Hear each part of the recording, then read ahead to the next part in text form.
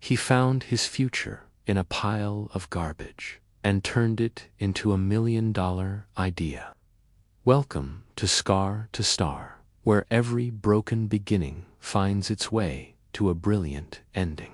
Today's story proves that intelligence doesn't come from money, but from mindset. Before he could spell the word technology, Iqbal was knee-deep in trash.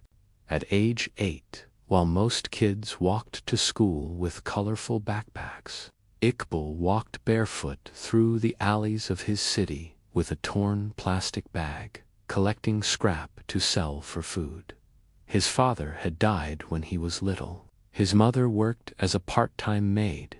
Iqbal and his younger sister shared one meal a day. When lucky, he wasn't embarrassed. He was just tired and curious. One day, while digging through a broken bin outside an office building, he found a dusty laptop.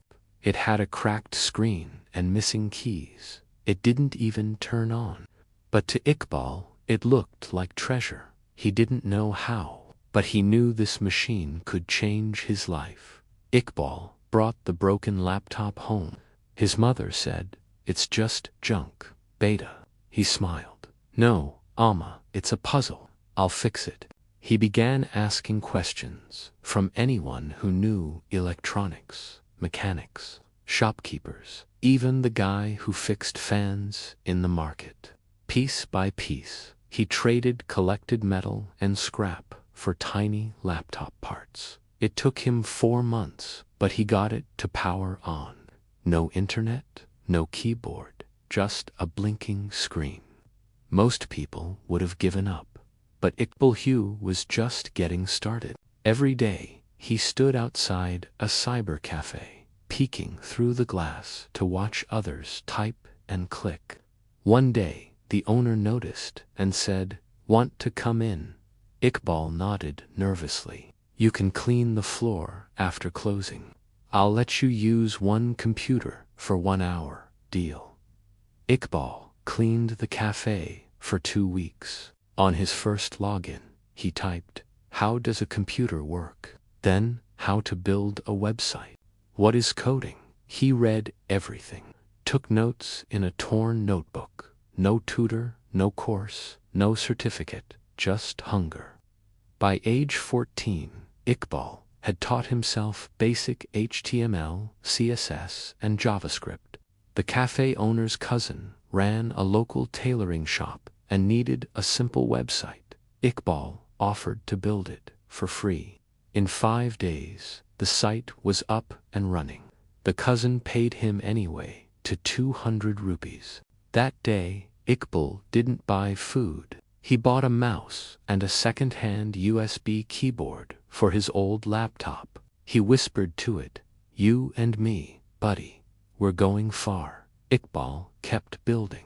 He created small tools, a calculator app, a typing speed tester, a to-do list for students. He started uploading them to online platforms.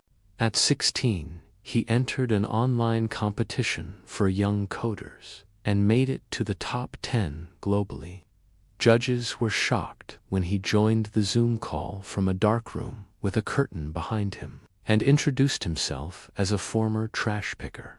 One judge privately messaged him, "You're more talented than half the college grads I know. Ever thought about a scholarship?" Iqbal didn't even know scholarships were real. Through referrals, Iqbal received a fully funded scholarship to a tech institute in the city.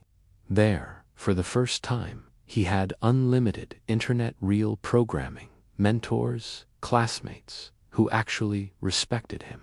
But instead of feeling proud, he felt grateful. While others aimed for jobs, Iqbal had another dream. "I want to build something that helps kids like me who have nothing but dreams."